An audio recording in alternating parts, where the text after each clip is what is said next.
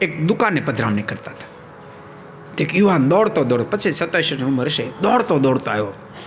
હજુ સત્સંગ પણ એટલો બધો નહીં, આવીને સીધો પગમાં જ પડ્યો.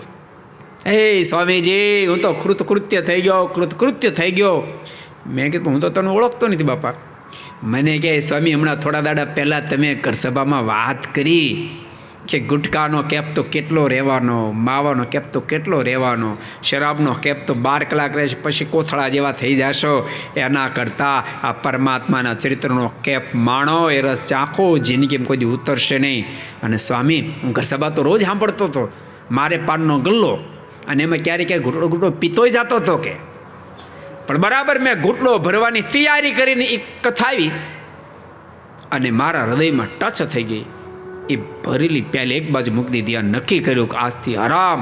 સ્વામી, એને 5 મહિના થયા પછી મોઢે અડાડ્યો નથી શરાબ. અંદરથી જણનાટી થઈ જવી પડે, બસ અંદરથી જણનાટી થઈ જવી પડે કે મને ઠાકોરજી આ માણસનો દેહ આપ્યો છે ને, એ પ્રભુને પામી જવા માટે અને પ્રભુ રસને પીવા માટે આપ્યો છે. તો જીવાત્મા અવશ્યમેવ એમાં સફળ થઈ શકે છે. अगर ये वीडियो आपको पसंद आया हो तो लाइक करें और शेयर करना मत भूलिए.